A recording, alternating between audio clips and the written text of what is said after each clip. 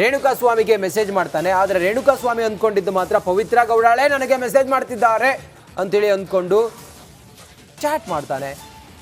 ಹಲವಾರು ಬಾರಿ ಇವರಿಬ್ಬರ ನಡುವೆ ಚಾಟಿಂಗ್ ಆಗಿತ್ತು. ಇದೆಲ್ಲ ಮಾಹಿತಿಯನ್ನ ಪವನ್ ಸಂಗ್ರಹಿಸ್ತಾನೆ. ರೇಣುಕಾಸ್ವಾಮಿಯ ಮಾಹಿತಿಯನ್ನ, ಪರ್ಸನಲ್ ಮಾಹಿತಿಯನ್ನು ಸಂಗ್ರಹಿಸೋದು ಪವನ್. ಬಹಳ ಕ್ಲಿಯರ್ ಆಗಿ ಇಲ್ಲಿ ವಾದವನ್ನು ಮಂಡಿಸ್ತಾ ಇದ್ದಾರೆ. ಹಿಂಗಿತ್ತು, ಹಿಂಗಾಯ್ತು, ಹಿಂಗ್ ಮಾಡಿದ್ರು ಅಂತ SPP ಪ್ರಸನ್ನ ಕುಮಾರ್ ಅವರು. TV ನಾಗೇಶ್ ಅವ್ರು ಹೇಳ್ದಂಗೆಲ್ಲ ಆಗೋದಿಲ್ಲ ಅನ್ನೋದು SPP ಪ್ರಸನ್ನ ಕುಮಾರ್ ಅವ್ರ ವಾದದಲ್ಲಿ ಎಲ್ಲ ಕ್ಲಿಯರ್ ಆಗಿ ಗೊತ್ತಾಗ್ತಾ ಇದೆ. ಇನ್ನಷ್ಟು ಮಾಹಿತಿಯೊಂದಿಗೆ ಈಗ ಏನು ಹಿಯರಿಂಗ್ ನಡೀತಾ ಇದೆ ಅಲ್ಲಿಂದನೇ ನಮ್ಮ ಪ್ರತಿನಿಧಿ ನಾಗೇಂದ್ರ ಬಾಬು ನೇರ ಸಂಪರ್ಕದಲ್ಲಿ ಜಾಯ್ನ್ ಆಗಿದ್ದಾರೆ. ನಾಗೇಂದ್ರ ಬಾಬು, ಸದ್ಯಕ್ಕೆ CV ನಾಗೇಶ್ ಅವರು ನ್ಯಾಯಾಧೀಶರನ್ನ ಕನ್ಫ್ಯೂಸ್ ಮಾಡೋ ಪ್ರಯತ್ನ ಮಾಡಿದ್ರು.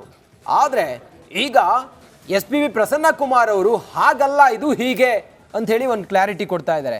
ಹೇಗೆ ಸಾಗ್ತಾ ಇದೆ ಪ್ರತಿವಾದ ನಾಗೇಂದ್ರ ಬಾಬು?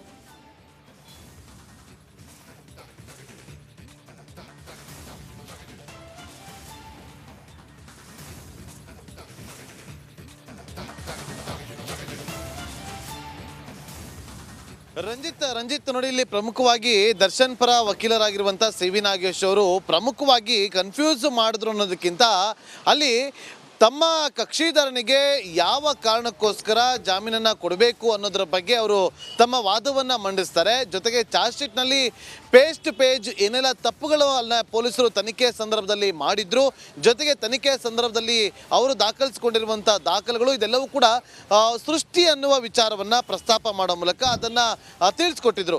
ಈಗ ಪ್ರಮುಖವಾಗಿ ಸ್ಪೆಷಲ್ ಪಬ್ಲಿಕ್ ಪ್ರಾಸಿಕ್ಯೂಟರ್ ಆಗಿರುವಂತಹ ಪ್ರಸನ್ನ ಕುಮಾರ್ ಅವರು ತನಿಖೆ ಎಲ್ಲಿಂದ ಶುರುವಾಗಿತ್ತು, ಹೇಗೆ ಶುರುವಾಗಿದೆ, ಜೊತೆಗೆ ಯಾವ ಆಯಾಮದಲ್ಲಿ ತನಿಖೆ ಆರಂಭ ಆಯಿತು ಅನ್ನೋದ್ರ ಬಗ್ಗೆ ನೋಡಿ. ಇಲ್ಲಿ ದರ್ಶನ್ ವಿಚಾರ ಇನ್ನೂ ಕೂಡ ಬಂದಿಲ್ಲ.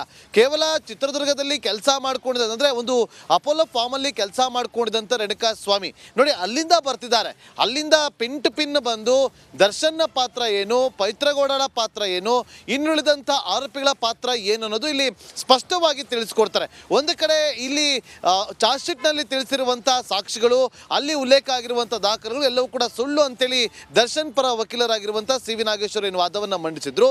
ಈಗ ಅದೆಲ್ಲವೂ ಕೂಡ ಅದಕ್ಕೆ ಪೂರಕವಾಗಿ ಇಲ್ಲಿ ಕೌಂಟರ್ನ ಕೊಡೋದಕ್ಕೆ ಪ್ರಸನ್ನ ಕುಮಾರ್ ಅವರು ಮುಂದಾಗಿದ್ದಾರೆ. ಹಾಗಾಗಿ ಈಗ ಪ್ರಮುಖವಾಗಿ ಪವಿತ್ರ ಗೌಡಾಳಿಗೆ ಈ ರೇಣುಕಾಸ್ವಾಮಿ ಬಗ್ಗೆ ಗೊತ್ತಿತ್ತು. ಅದೇ ರೀತಿಯಾಗಿ ರೇಣುಕಾಸ್ವಾಮಿಯ ಫೋಟೋವನ್ನು ವಿನಯ್ಗೆ ಕಳಿಸಿಕೊಟ್ಟು ಅಲ್ಲಿ ಕನ್ಫರ್ಮೇಷನ್ ಅನ್ನು ಕೂಡ ಮಾಡ್ಕೊಂಡಿರು ಅಂತೇಳಿ. ಅಂದರೆ ಎಲ್ಲಿಂದ ಆರಂಭ ಆಯ್ತಲ್ಲ ಈ ಒಂದು ವಿಚಾರ, ಈ ಒಂದು ಕೊಲೆ ಆಗೋದಕ್ಕಿಂತ ಮುಂಚೆ ಎಲ್ಲಿಂದ ಆರಂಭ ಆಯಿತು ಅಲ್ಲಿಂದ ಇವರು ಎಕ್ಸ್ಪ್ಲೇನ್ ಮಾಡ್ತಾ ಬರ್ತಾ ಇದ್ದಾರೆ. ಅಂದರೆ ಪ್ರಕರಣದ ಸಂಪೂರ್ಣವಾದಂಥ ಮಾಹಿತಿಯನ್ನು ಪ್ರಸನ್ನ ಕುಮಾರ್ ಅವರು ಪಡೆದುಕೊಂಡಿದ್ದು ನೋಡಿ, ಅವರಿಗೆ 3 ದಿನಗಳ ಕಾಲಾವಕಾಶ ಸಿಕ್ಕಿದೆ. ಹಾಗಾಗಿ ಕಂಪ್ಲೀಟ್ ಆಗಿ ಸಿದ್ಧವಾಗಿ ಬಂದಿದ್ದಾರೆ. ಯಾಕೆಂದರೆ ಚಾರ್ಜ್ ಶೀಟ್ ಸಲ್ಲಿಕೆ ಆಗುವಂಥ ಸಂದರ್ಭದಲ್ಲಿ ಚಾರ್ಜ್ ಶೀಟ್ನಲ್ಲಿ ಪ್ರತಿಯೊಂದು ಅಂಶಗಳು ಹೇಗೆಲ್ಲ ಉಲ್ಲೇಖ ಆಗಿದೆ, ಡಿಫೆನ್ಸ್ ಲಾಯರ್ ಏನೆಲ್ಲ ಇದರಲ್ಲಿ ಪಾಯಿಂಟ್ ಔಟ್ ಅನ್ನು ಮಾಡ್ಬೋದು, ಅದೆಲ್ಲವನ್ನು ಕೂಡ ಕಂಪ್ಲೀಟ್ ಆಗಿ ಪ್ರಿಪೇರ್ ಆಗಿರೋದು ಇಲ್ಲಿ ಗೊತ್ತಾಗ್ತಾ ಇದೆ. ಇಲ್ಲಿ ಪವಿತ್ರ ಗೌಡಳ ಪಾತ್ರ ಏನು ಅನ್ನೋದು ಇಲ್ಲಿ ಸ್ಪಷ್ಟವಾಗಿ ಪ್ರಸನ್ನ ಕುಮಾರ್ ಅವರು ತೋರಿಸಿಕೊಡುವಂಥ ಕೆಲಸವನ್ನು ಮಾಡ್ತಾ ಇದ್ದಾರೆ.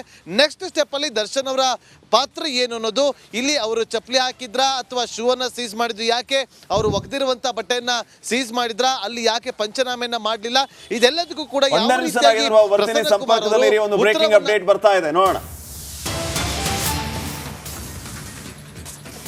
ರೇಣುಕಾಸ್ವಾಮಿ ಕಿಡ್ನಾಪ್ ಕುರಿತು ಸ್ಪಷ್ಟ ಮಾಹಿತಿ ಸಿಗುತ್ತೆ ಅಂತ SPP ಅವರು ವಾದವನ್ನ ಮುಂದುವರಿಸ್ತಾ ಇದ್ದಾರೆ. ರೇಣುಕಾ ಫೋಟೋನ 410 ವಿನಯ್ಗೆ ಕಳಿಸುವಂತಹ ಕೆಲಸ ಆಗಿದೆ. ರೇಣುಕಾಸ್ವಾಮಿ ಕಿಡ್ನಾಪ್ ಕುರಿತು ಸ್ಪಷ್ಟ ಮಾಹಿತಿ ಯಾವ ರೀತಿ ಸಿಗ್ತಾ ಇದೆ ಅನ್ನೋದ್ರ ಬಗ್ಗೆ SPP ಹೇಳ್ತಾ ಇರೋದು. ರೇಣುಕಾಸ್ವಾಮಿ ಇವನೇನಾ ಅನ್ನೋದನ್ನ ಕನ್ಫರ್ಮ್ ಮಾಡ್ಕೊಳ್ಳೋದಕ್ಕೆ ವಿನಯ್ಗೆ ಇವರು ಫೋಟೋನ ಕಳಿಸ್ತಾರೆ. ರೇಣುಕಾಸ್ವಾಮಿ ಇವನೇ ಎಂಬುದನ್ನ ದೃಢಪಡಿಸಿಕೊಳ್ಳೋದು ಯಾವ ರೀತಿ ಅನ್ನೋದ್ರ ಬಗ್ಗೆ ಅಗೇನ್ ಆ ಫೋಟೋ ಮತ್ತು ಆ ಮೆಸೇಜ್ ವಿಚಾರವನ್ನ ಇಲ್ಲಿ ಪ್ರಸ್ತಾಪ ಮಾಡುವಂತಹ ಕೆಲಸ SPP ಪ್ರಸನ್ನ ಅವರಿಂದ ಆಗ್ತಾ ಇದೆ. ಸೊ ಇವರು ಯಾವ ರೀತಿ ಪ್ರೀ ಪ್ಲಾನ್ ಮಾಡ್ಕೊಂಡಿದ್ರು, ಅಪ್ ಟು ಚಿತ್ರದುರ್ಗದಿಂದ ಕಿಡ್ನಾಪ್ ಮಾಡೋದ್ರಿಂದ ಹಿಡಿದು ಆತನನ್ನ ಪಟ್ಟಣಗೆರೆ ಶೆಡ್ ವರೆಗೂ ಕರ್ಕೊಂಡು ಬರೋದಕ್ಕೆ ಅನ್ನೋದನ್ನ ಸಾಕ್ಷಿಗಳ ಮೂಲಕ ಮತ್ತು ಇವರ ನಡಾವಳಿಯ ಮೂಲಕ ಸಾಬೀತುಪಡಿಸುವಂತಹ ಕೆಲಸ ಈಗ. ಬೆಂಗಳೂರಿಗೆ ಬರುವಾಗ ದುರ್ಗಾ ಬಾರ್ನಲ್ಲಿ ಮದ್ಯ ಖರೀದಿ ಮಾಡಿದ್ರು. ಬಾರ್ಗೆ ಹೋಗಿ ಆರೋಪಿಗಳು ಸರಿಯಾಗಿ ಡ್ರಿಂಕ್ಸ್ ಅನ್ನ ಖರೀದಿ ಮಾಡಿದ್ರು. ಕೊಲೆಯಾದವ, ಆರೋಪಿಗಳು ಒಟ್ಟಿಗಿರುವ CCTV ಫುಟೇಜ್ ನಮ್ಮ ಹತ್ರ ಇದೆ. ಬೆಂಗಳೂರಿಗೆ ಬರುವಾಗ ಎಲ್ಲಿ ಹೋದ್ರು, ಎಲ್ಲಿ ಬಂದ್ರು, ಎಲ್ಲಿ ಎಣ್ಣೆ ಪಾರ್ಟಿ ಮಾಡಿದ್ರು, ಎಲ್ಲಿ ಡ್ರಿಂಕ್ಸ್ ಖರೀದಿ ಮಾಡಿದ್ರು, ಅದೆಲ್ಲದರ ಮಾಹಿತಿಯೂ ಕೂಡ ನಮಗಿದೆ. ಕೊಲೆಯಾದವ ರೇಣುಕಾಸ್ವಾಮಿ ಜೊತೆಗೆ ಈ ಆರೋಪಿಗಳು ಇರುವ CCTV ಫುಟೇಜ್ ನಮಗೆ ಸಿಕ್ಕಿದೆ ನೋಡಿ. ಇದೇ CCTV ಫುಟೇಜ್. ರೇಣುಕಾಸ್ವಾಮಿಯನ್ನ ಚಿತ್ರದುರ್ಗದಿಂದ ಇಟಿಯೋಸ್ ಕಾರಿನಲ್ಲಿ ರಾಘವೇಂದ್ರ ಮತ್ತು ಚಿತ್ರದುರ್ಗದ ಈ ಆರೋಪಿಗಳು ಕರೆದುಕೊಂಡು ಬರುವಂಥ CCTV ಫುಟೇಜ್ ಅನ್ನು ಗಮನಿಸ್ತಾ ಇದ್ದೀರಲ್ಲ, ಆ ಟೋಲ್ ಹತ್ತಿರದ CCTV ಫುಟೇಜ್ ಇದು. ಅದರಲ್ಲಿ SPP ಪ್ರಸನ್ನಕುಮಾರ್ ಅವರು ಹೇಳ್ತಾರೆ, ರೇಣುಕಾಸ್ವಾಮಿ ಕೊಲೆಯಾದ ವ್ಯಕ್ತಿಯ ವಿಡಿಯೋದಲ್ಲಿ ಆತನ ಮುಖವೂ ಕೂಡ ಕಾಣಿಸುತ್ತೆ. ಅದರ ಜೊತೆಗೆ ಯಾರ್ಯಾರು ಬಂದಿದ್ರು, ಆತನನ್ನು ಕಿಡ್ನ್ಯಾಪ್ ಮಾಡಿ ಕರ್ಕೊಂಡು ಬಂದಿದ್ರು, ಅವರ ದೃಶ್ಯವೂ ಕೂಡ ಆ CCTV ಫುಟೇಜ್ನಲ್ಲಿ ಕಾಣಿಸುತ್ತೆ. ಈ ಇಟಿಯೋಸ್ ಕಾರ್ನಲ್ಲಿ ಬರುವಾಗ ಎಲ್ಲಿ ನಿಲ್ಲಿಸಿದ್ರಿ ಇವರು, ಯಾವ ಬಾರ್ನಲ್ಲಿ ಮದ್ಯ ಖರೀದಿ ಮಾಡಿದ್ರು, ಆನಂತರ ಟೋಲ್ ಹತ್ರ ಎಷ್ಟು ಗಂಟೆಗೆ ಬಂದರು, ಇದೆಲ್ಲದರ ಮಾಹಿತಿಯೂ ಕೂಡ ನಾವು ಕೊಟ್ಟಿದ್ದೀವಿ ಅನ್ನೋದನ್ನು ಹೇಳ್ತಾರೆ. 1:15 ಸುಮಾರಿಗೆ ಪಟ್ಟಣಗೆರೆ ಶೆಡ್ಡಿಗೆ ಬರ್ತಾರೆ ಅಂತ ಹೇಳಿ ಅವ್ರು ಹೇಳ್ತಾರೆ ನೋಡಿ. 1:30 SPP ಇಂದ ಆಗ್ತಾ ಇದೆ. ರೇಣುಕಾಸ್ವಾಮಿಯ ಆತನನ್ನ ಇಟಿಯೋಸ್ ಕಾರಿನ ಮೂಲಕ ಕರ್ಕೊಂಡು ಬಂದರು. ಇದು ಟೋಲ್ ಬೂತ್ನ CCTVಯಲ್ಲಿ ಸೆರೆಯಾಗಿದೆ. ಇದರಲ್ಲಿ ಆರೋಪಿ 8 ನೋಡಿ. 9:59 ದಾಖಲಾಗಿರುವ CCTV ಫುಟೇಜ್ನಲ್ಲಿ ಇದೆಲ್ಲವೂ ಕೂಡ ಇದೆ. ಕರ್ಕೊಂಡು ಬಂದಿದ್ದು ಎಲ್ಲವೂ ಕೂಡ ರೇಣುಕಾನ ಇಟಿಯೋಸ್ ಕಾರ್ನಲ್ಲಿ ಕಿಡ್ನ್ಯಾಪ್ ಮಾಡಲಾಗಿತ್ತು. ಚಿತ್ರದುರ್ಗದಿಂದ ಕರ್ಕೊಂಡು ಬಂದಿದ್ದು CCTV ಕ್ಯಾಮ್ರಾದಲ್ಲಿ ಸೆರೆಯಾಗಿದೆ.